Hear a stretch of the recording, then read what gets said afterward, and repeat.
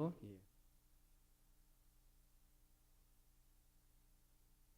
네, 사랑하는 성도 여러분, 오늘도 이 자리에 함께 예배하는 여러분들을 주님의 이름으로 축복합니다. 오늘 우리가 함께 살펴본 말씀은요, 사도 바울이 골로새 교회를 향해서 자신의 진실한 마음을 담아 고백한 아주 진실하고 깊이 있는 그런 고백이라 할 수 있습니다. 오늘 말씀을 통해서 우리가 생각해 볼 때 이루고자 하는 그런 목적이 몇 가지가 있어요.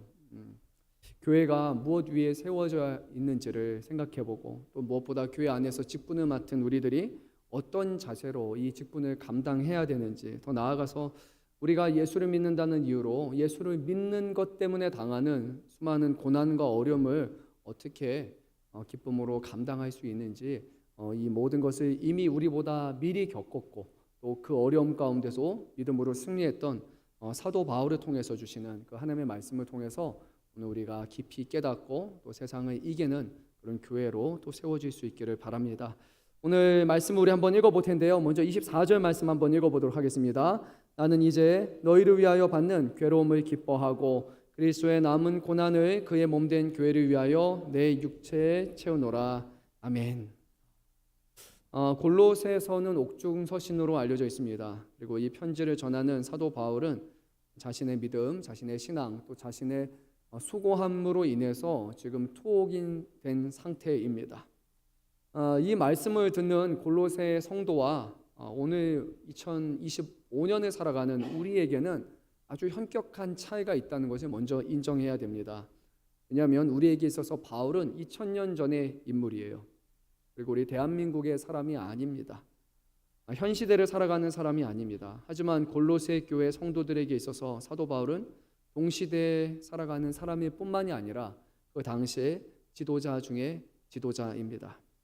그런데 그 지도자가 감옥에 투옥되었다고 생각해 보면요, 좀 많이 다를 거예요. 그것도 예수를 믿는 믿음 때문에, 복음을 증거한다는 그 이유로 말미암아 그의 신앙으로 인해서 감옥에 투옥되어서 그 앞날이 어떻게 될지 아무도 모른다라고 생각할 때, 오늘 이 사도 바울이 하는 이 말이 우리에게 주는 의미는 전혀 다를 것입니다. 어쩌면 오늘 우리는 이 말씀을 대할 때 사도 바울이 정말로 골로새 교회 성도를 사랑하고 그 당시에 초대교회 성도들을 너무나 사랑해서, 그래서 참 사도 바울은 참 대단한 사람이다 라고 하면서 우리에게 직접적이지는 않지만 그래도 사도 바울의 헌신과 섬김, 그 고난에 의해서 먼저 우리는 이런 생각을 들 수 있을 거예요. 참 고맙고 감사하다는 생각을 아마 우리는 좀 할 것입니다. 하지만 그 시대, 동시대에 살아가는 성도들에게 있어서는 고마움과 감사함 뿐만이 아니라 또 다른 생각이, 또 다른 감정이 들을 거예요. 바로 현실적인 위협으로 다가올 것입니다. 그리스도를 열심히 따르면 소옥될 것을 예상해야 되는구나. 사도 바울이라는 이 대단한 사람이 열심히 복음을 전하다가 감옥에 갇혔다면, 그러면 우리와 같은 사람은 어떻게 될 것인가 라는 현실적인 염려와 걱정이 아마 우리에게 먼저 다가올 것입니다. 오늘 2025년에 살아가는 우리하고는 전혀 다른 그런 말씀의 상황이라는 거예요. 근데 오늘 말씀을 보니까 사도 바울이 하지 않은 것이 몇 가지가 있는데요, 저는 크게 두 가지로 봤습니다. 하나는 이것이에요. 골로새 교회 성도 여러분, 제가 복음을 위해서 투옥이 되었어요. 여러분과 함께 해야 되는데, 여러분 곁에 있어야 되는데 제가 투옥이 돼서 죄송합니다 하고 사도 바울이 그렇게 미안함을 표현하지 않았어요.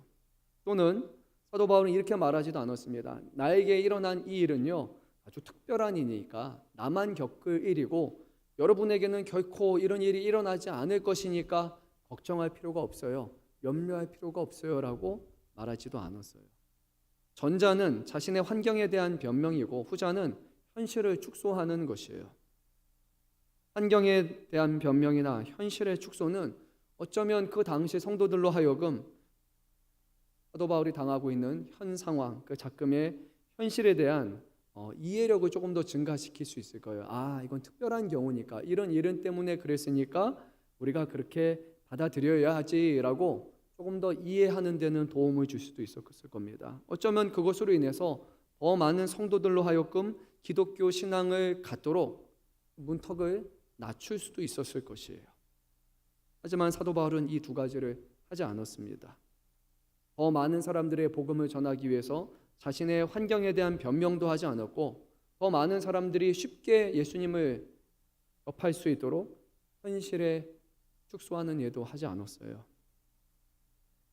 이 말씀을 묵상하면서 결국 저에게 드는 생각, 제가 늘 결론은 이것입니다. 복음은 결코 수단이 될 수 없고 복음은 목적이라는 것이에요. 우리는 누군가의 이해를 구하기 위해서 복음을 전하거나 그 복음을 수정하거나 그 복음을 바꾸는 것이 아닙니다. 복음의 문턱을 낮춰서 다른 사람들 알고 쉽게 예수님을 믿도록 하는 것은 성경 안에서 이루어지는 일은 결코 아니에요. 어쩌면 복음을 전하기 힘든 우리의 시대를 생각해 볼 때 조금 더 복음을 쉽게 만들면 어떨까라는 생각이 들 수 있어요. 어렵게 말할 필요도 없고 쉽게 말하면 더 좋지 않을까? 우리에게 와닿을 만한 것들만 말하면 좋지 않을까? 공감될 만한 것을 전하면 좋지 않을까? 우리의 마음을 불편하게 하는 요소들을 하나하나 다 제거하고 우리의 마음의 평안과 기쁨과 우리로 하여금 온갖 긍정적인 에너지를 줄 수 있는 그런 내용들만 전하면 훨씬 듣기 편할 텐데, 훨씬 접하기 편할 텐데라는 그런 인간적인 생각이 들 수도 있지만 그것은 복음을 전하는 사람들의 마음가짐이 아니라는 거예요. 만약에 우리가 죄의 문제를 다루지 않고 예수 믿으면 좋은 일이 있습니다. 예수 믿으면 구원을 받습니다. 예수 믿으면 일이 잘 풀립니다. 예수 믿으면 다 잘 됩니다. 라는 그런 말을 전하기 시작할 때 우리에게 아주 큰 문제가 발생하게 됩니다. 죄의 문제를 제대로 다루지 않는다면 우리는 결코 죄사함의 은혜를 경험할 수 없습니다. 우리의 죄로 인해서 예수 그리스도가 십자가에 못 박힘 받으셨다라는 것을 우리가 전하지 않는다면, 그분의 피로 말미암아 그분의 죽으심으로 말미암아 우리가 죄에서 사함을 받았다라는, 죄에서 자유케 되었다라는 이 진리는 우리는 전할 수 없을 거예요. 다만 예수 믿으면 좋으니까, 예수 믿으면 잘 되니까, 예수 믿으면 좋은 거니까, 손해볼 것이 없으니까 예수 믿으세요라고 말하는 복음과 상관이 없는 다른 것을 전할 수 있게 되는 거예요. 뿐만 아니라 우리가 예수를 믿는 고난과 핍박에 대해서 전혀 얘기하지 않고 축복에 대해서만 얘기한다면 우리는 하나님 나라를 위한 희생과 섬김을 결코 합리화하거나 전할 수 없을 겁니다. 너무나 손해보는 행동처럼 보이기 때문이에요.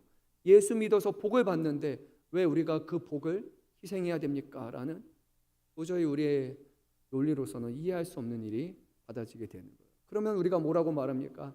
그냥 믿으세요라는 말도 안 되는 변명을 할 수밖에 없는 겁니다. 다른 문제가 아닙니다. 복음을 복음으로 전하지 않을 때, 그 복음을 우리 마음대로 가감하기 시작할 때 결국에는 처음에는 편하게 접하지만 나중에는 그 복음을 떠날 수밖에 없는 안타까운 일이 일어날 수 있다는 거예요. 그래서 사도 바울은요, 이 두 가지를 하지 않았습니다. 그리고 사도 바울은 놀랍게도 다른 방식으로 이 어려운 상황을 정면 돌파하게 됩니다. 오늘 사도 바울은 이렇게 말합니다. 나는 그것을 기뻐합니다 라고 말합니다. 우리 한번 말씀 다시 한번 읽어보겠습니다. 24절 말씀입니다. 나는 이제 너희를 위하여 받는 괴로움을 기뻐하고 그리스도의 남은 고난을 그의 몸된 교회를 위하여 내 육체에 채우노라. 아멘. 사도 바울은 전혀 다른 것을 말하고 있어요. 괴로움이 없다라고 말하지 않습니다. 괴로움이 아주 조금만 있을 것이라고 얘기하지 않습니다. 사도 바울은 그 괴로움조차도 기뻐한다라고 얘기를 합니다. 하나님의 나라를 위해서, 주님의 몸된 교회를 위해서 당하는 고난과 고통이기 때문에 사도 바울은 이것이 자신에게 기쁨이라고 얘기하는 거예요.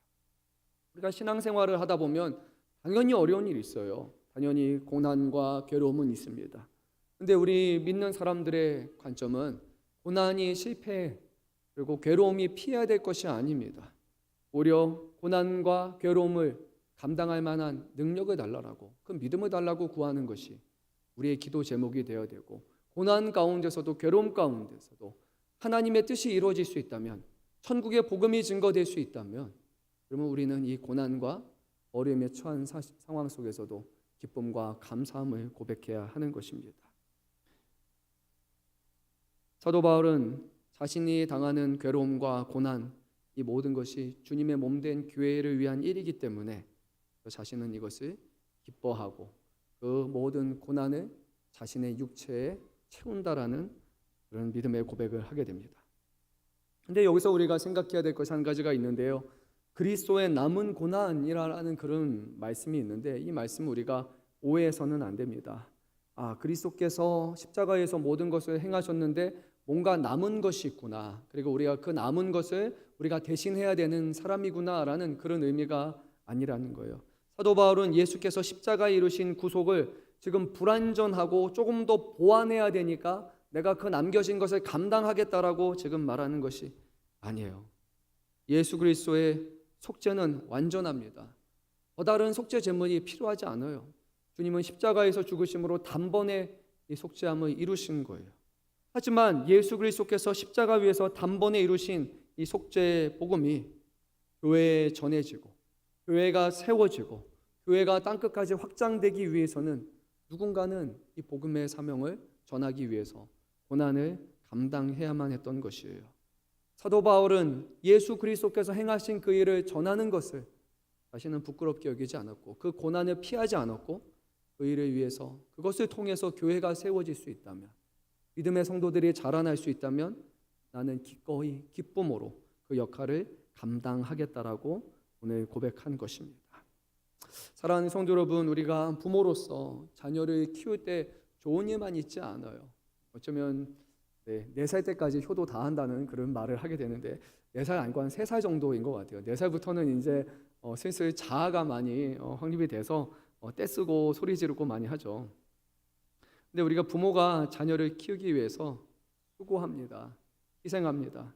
지금도 위층에서 뛰어다녀요. 애들은 원래 그런 거란 말이에요. 근데 부모는요 그냥 묵묵히 감당해요. 희생합니다. 자녀를 재우기 위해서 자기가 잠을 지새우기도 합니다. 자녀가 아프면 열 내리느라고 잠자지 못하고 계속해서 물로 체온기 하면서 머리에 붙여주고 그리고 내리려고 희생을 합니다. 사도 바울은 오늘 교회를 위해서 당하는 자신의 고난 이것을 사랑의 수고로 여겼기 때문에 그것을 기쁨으로 감당할 수 있었던 것입니다.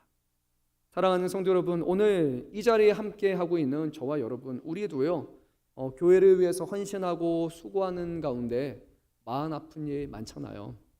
사람과의 갈등 이루 말할 수 없을 겁니다. 여러분 몸에 피곤함 겪지 않는 분들 없을 겁니다. 근데 중요한 것은 그 고난이 결코 헛되지 않는다는 것이에요. 사도 바울과 같이 우리의 모든 고난은 하나님 나라를 위한 토양이 됩니다. 고난이 쌓이고 그래서 교회가 자라고 세워지고 교회가 더욱더 단단해질 수 있는 것이에요. 그래서 고난이 없는 것이 아니라 괴로움이 없는 것이 아니라 이 모든 것조차도 주님의 몸된 교회를 세우는 것이고 하나님 나라의 복음이 확장될 수 있다면 우리는 그것조차도 기쁨으로 여기는 것이 바로 믿음이라는 것을 기억해야 됩니다. 이제 25절 말씀을 보면 바울은 이렇게 말합니다. 우리 25절 말씀 읽겠습니다. 내가 교회의 일꾼 된 것은 하나님이 너희를 위하여 내게 주신 직분을 따라 하나님의 말씀을 이루려 함이라. 아멘. 여기서 아주 중요한 표현이 몇 가지가 나오는데 제일 먼저 나오는 표현은 교회의 일꾼이라는 표현입니다. 헬라어로는 디아코노스라는 표현이고요. 다른 본문에서는 사역자라는 그런 표현을 사용하기도 합니다. 여기서 일꾼이라는 이 단어는요, 본래 사전적인 정의에 따르면은 상관의 지시를 받아서 어떤 일을 수행하는 사람을 가리킵니다. 이게 사전적인 정의입니다. 그런데 오늘 사도 바울은요, 자신의 상관이 누군지도 이 말씀에서 구체적으로 언급을 합니다. 누구라고 말하고 있습니까, 여러분? 하나님이 너희를 위하여 내게 주신 직분을 따라 라고 얘기를 합니다. 그래서 자신의 상관을 하나님이라고 말해요. 사도 바울은 상관인 하나님의 지시를 받아서 바로 이 당시에는 교회를 위해서 하나님의 말씀을 이루기 위해서 자신이 이 일을 감당한다고 얘기를 해요. 어떤 일이란 바로 교회를 위한 일을 가리킵니다. 그리고 사도 바울은 이것을 위해서 교회의 일꾼이라고 말한 다음에 직분을 맡았다라는 표현을 이어서 사용을 하는데 일꾼과 직분은 엄밀히 말하면 다른 표현입니다. 이 직분에 해당하는 헬라어는 오이코노미아입니다. 두 가지 단어의 합성어인데요. 어근에 해당하는 오이코노라고 할 때 거기는 오이코스라고 아마 들어보셨을 겁니다. 예전에 뭐 이렇게 나누는 운동을 할 때 우리가 오이코스 운동 이런 것을 했던 것 같은데 오이코스는 원래 집을 뜻하는 것이에요. 그리고 노미아라는 것은 아마도 한편으로는 율법을 가리키거나 또는 다른 동사를 보게 되면 이것은 분배 또는 관리를 가리키는 그런 용어입니다. 그래서 잘 연결시켜 보면요 어떤 의미가 되냐면 쉽게는 집안을 관리하는 것이 되고 또 다른 성경적인 표현으로는 청지기적인 사명을 가리키는 그런 전문적인 용어가 되는 거예요. 어떤 일, 교회를 위한 일인데 자신은 그것을 위해서 청지기적인 사명으로서의 직분을 맡았다라고 그렇게 얘기합니다. 그래서 직분은요 권한이 아닙니다. 세상에서 말하는 직분은요 그거에 해당하는 권한이 주어져요. 그리고 나서 책임까지 져야 됩니다. 근데 성경에서 말하는 직분은 좀 다릅니다. 청직이에요. 섬기는 사람입니다. 집을 돌보는 사람이에요. 주인의 집을 돌보는 종의 모습과 같이 사명을 맡은 사람이에요. 우리의 집을 하는 것도 아니고 주님의 집을 돌보던 사람이라는 거예요. 그래서 직분은 교회를 위한 부르심이 되는 거고 그리고 하나님의 말씀이 이루어지기 위해서 그 집을 돌보는 것이 바로 오늘 사도 바울이 말하는 두 가지라고 할 수 있습니다. 하나님의 지시를 받아서 자신은 일꾼으로 교회를 섬기고 있고 그리고 자신은 그 일을 위해서 청지기와 같이 주님의 교회를 자신은 돌보고 있다라고 말합니다. 그래서 사도 바울은 단순히 복음을 전하기만 한 사람이 아니에요. 그는 그 하나님의 말씀이 전파되기 위해서 자신의 고난과 괴로움까지도 감당하면서 그 일을 이뤄갔던 사람입니다. 하나님의 계획 또는 하나님의 경륜, 하나님의 복음이 자신의 삶과 자신의 희생과 자신의 고통과 고난을 통해서 현실이 되도록 그 일을 감당했던 사람이 바로 사도 바울이에요. 우리 한번 말씀을 읽어보도록 하겠습니다. 우리 25절 말씀 그리고 26절 말씀 읽어보도록 하겠습니다. 내가 교회의 일꾼 된 것은 하나님이 너희를 위하여 내게 주신 직분을 따라 하나님의 말씀을 이루려 함이라. 이 비밀은 만세와 만대로부터 감춰졌던 것인데 이제는 그의 성도들에게 나타났고 아멘. 사도 바울이 앞선 말씀에서 하나님의 말씀을 이루려고 합니다라고 얘기한단 말이에요. 그럼 그 말씀이 과연 무엇입니까? 이어지는 26절과 27절에서는 감춰졌던 비밀 또는 이방인 가운데 계신 그리스도 곧 영광의 소망이라고 사도 바울은 이것을 우리에게 말씀합니다. 여기서 우리가 잘 생각해 봐야 되는 거예요. 그리스도라는 분은 감춰졌던 비밀입니다. 우리에게 처음부터 주어졌던 것이 아닙니다. 모든 사람들이 처음부터 알고 있었던 것이 아니에요. 하지만 하나님께서는 하나님의 경륜에 따라서 때가 되었을 때 이것을 우리에게 모두 드러내셨고요. 놀랍게도 그리스도는 이스라엘을 위한 메시아가 아니라 이방인 가운데 계신 그리스도라는 말씀을 통해서 온 세상을 구원하시는 메시아라는 것을 이제서 비로소 감춰졌던 비밀이 드러나게 되고요. 그리고 그리스도 안에서 유대인들만 영광의 소망을 갖는 것이 아니라 모든 사람들이 영광의 소망에 주님과 함께 왕노릇하는 그 소망에 동참할 수 있게 되었다라고 그렇게 말씀을 합니다. 우리는 태생적으로는 유대인이 아닙니다. 우리가 이방인이에요. 우리가 헬라인과 같은 사람들입니다. 우리에게 있어서 이 비밀은 감춰져 있었어요. 그리스도는 우리를 위해서 오시는 분이 아니라 유대인의 그리스도라고 사람들은 생각했습니다. 우리는 그 영광에 참여하는 사람이 아니라 멀리서 바라보는 사람이라고 생각을 했지만 그것을 알 수 없는 사람이었지만 하나님께서는 이 모든 것을 우리에게 베풀어 주셨다라고 오늘 말씀합니다. 사도 바울은 이것을 너무나 기뻐했습니다. 유대인을 위한 그리스도가 아니라 이방인까지도 포함하는 모든 인류를 위한 그런 그리스도라는 것에 대해서 그는 감격해야 됐고 이것을 전하고자 하는 그런 열망 가운데 고난 가운데서도 고통 가운데서도 기쁨으로 여기며 복음을 증거하고 교회를 세웠던 것입니다. 사랑하는 성도 여러분, 여러분은 복음에 대해서 감격을 갖고 있습니까? 하나님의 우리를 사랑하셔서 우리를 구원하기 위해서 그 아들을 보내주셨다는 것, 우리가 하나님을 알 수 없는 사람이었는데 우리가 스스로 우리의 죄의 문제를 해결할 수 없고 구원을 받을 수 없는 사람이었고 우리에게 주어진 결말은 다만 죄로 말미암는 영원한 죽음과 사망이라는 것,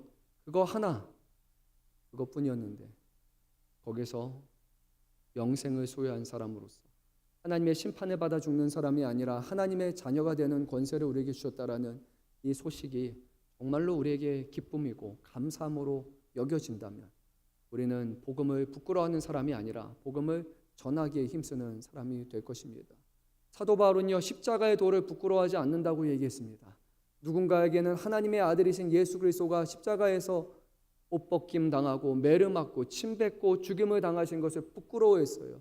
이 예수님을 믿는 것 어리석은 것이라고 생각하고 도망하는 사람들, 그리고 믿음에 져버린 사람들이 있었지만 사도 바울은 결코 그렇지 않았습니다. 예수님의 십자가를 그는 자랑했고 그 예수의 십자가의 도를 그는 세상 만민들에게 전하기 위해 자신의 삶 가운데 고통을 끌어안는 믿음의 사람이었음을 보게 됩니다. 단 하나예요. 복음을 보물로 여겼기 때문에 그는 이 일을 감당할 수 있었던 것입니다. 우리의 삶 가운데 복음을 증거하며 살아가는 것, 오늘 다빈 청년이 빛과 소금, 너무 좋은 말씀이잖아요. 근데 우리가 이것을 할 수 있는 것은 복음을 기뻐할 때, 그 복음이 얼마나 귀한 것인지를 우리가 알게, 우리가 지금 받은 이 은혜가 무엇인지를 제대로 할 때, 우리가 붙잡고 있는 것이 얼마나 귀한 것인지를, 그 가치를 깨달은 사람만이 세상 사람들에게 전할 수 있는 것입니다. 그것을 알지 못한다면 밖에 가서 교회 다닌다는 말도 잘 하지 않아요. 어느 교회 가는 사람들입니다. 나는 열심히 믿는 사람 아니에요.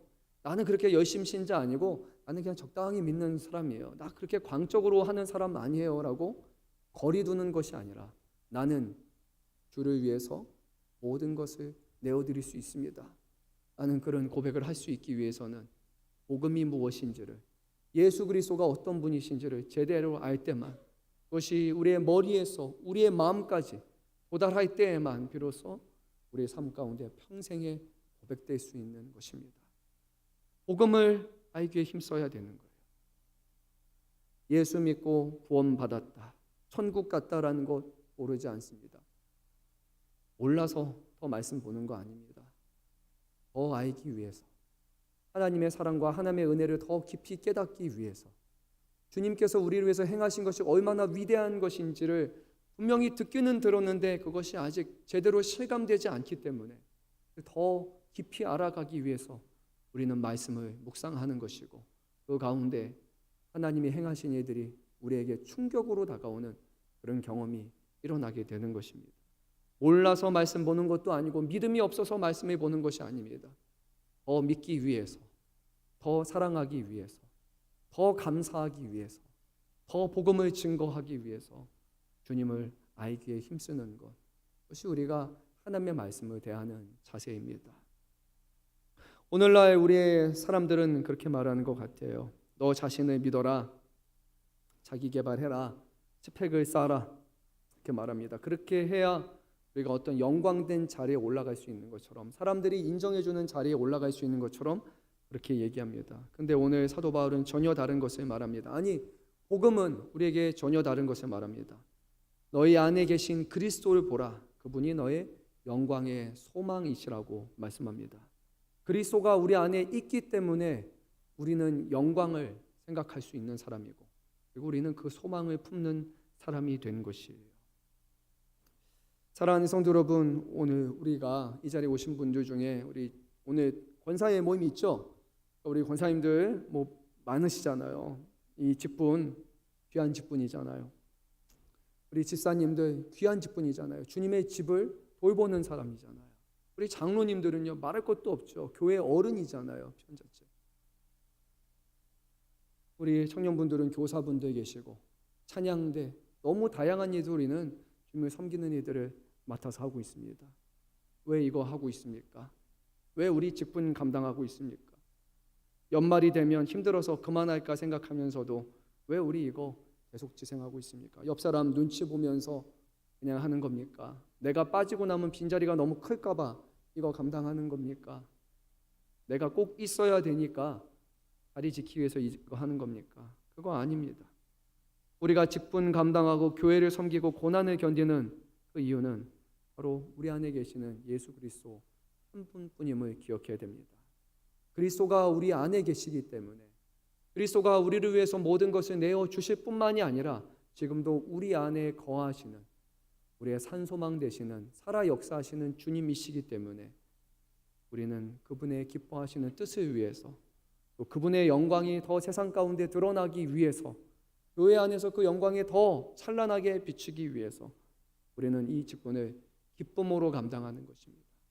마지못해 감당하지 마십시오.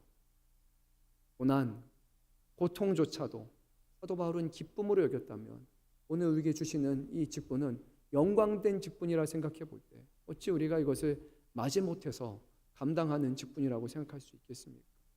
세상이 말하는 어떤 것보다 더 귀한 것이 하나님의 일을, 하나님의 집을, 하나님의 교회를 섬기는 일이지인데 어찌 우리가 이 직분을 명예직인 것처럼, 아니면 어쩔 수 없어서 하는 직분인 것처럼 생각할 수 있습니까?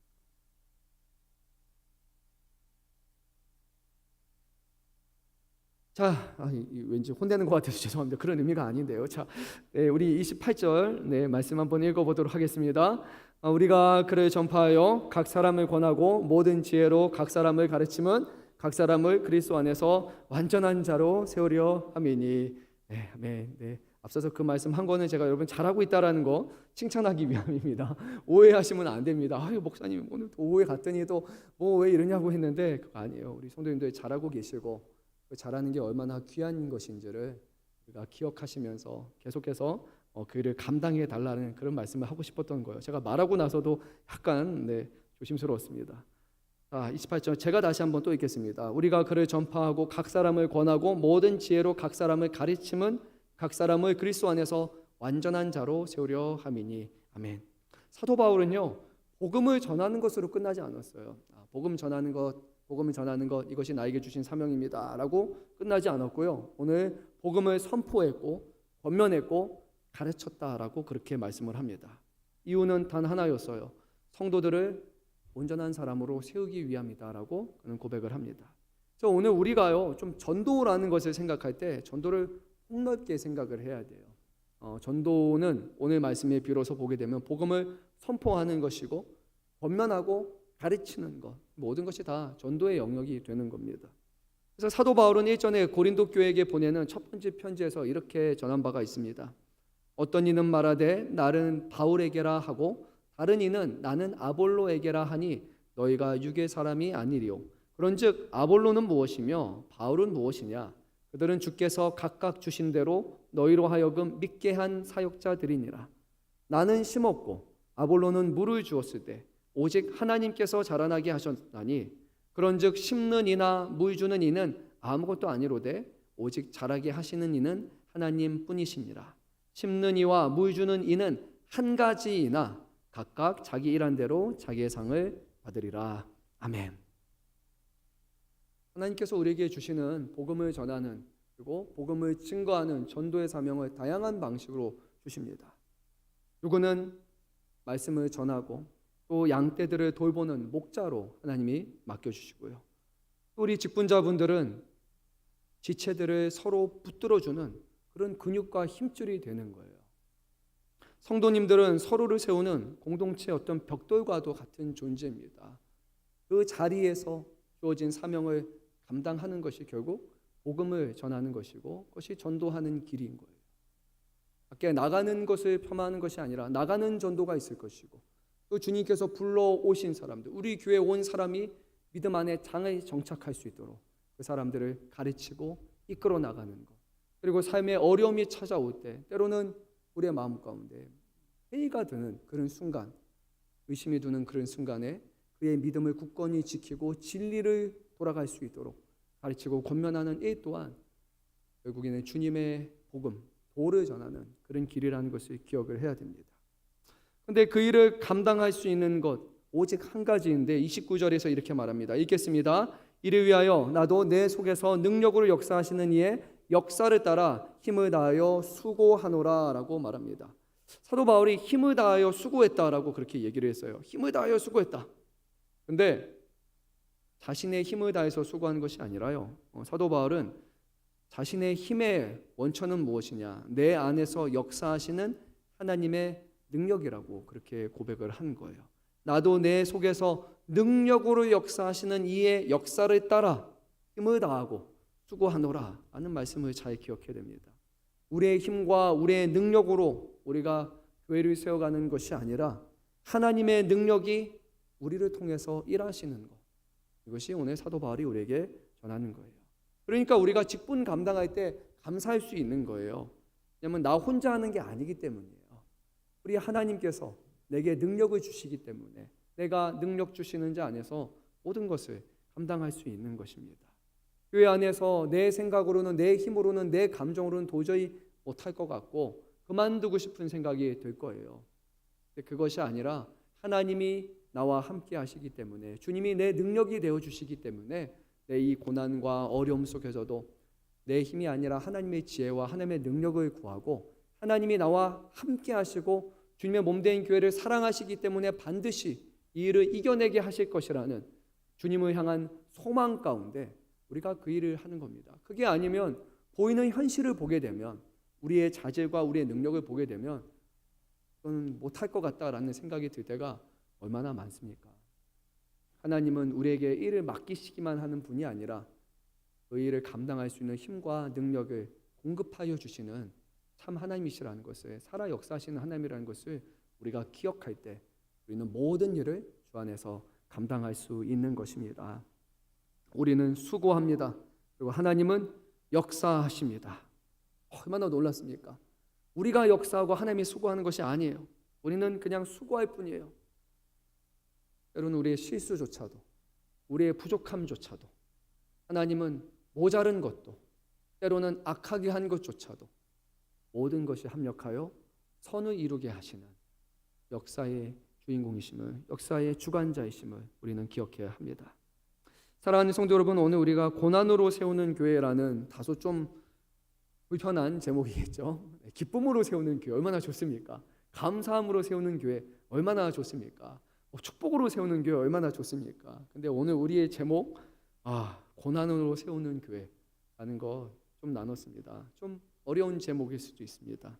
하지만 그 고난을 기쁨으로 여기는 그런 믿음을 가질 때 우리는 더 이상 고난이 아니라 고난이 우리 안에 역사하시는 하나님을 소망할 수 있는, 그분을 경험할 수 있는 시간이라는 것을 우리는 기대할 수 있는 것입니다.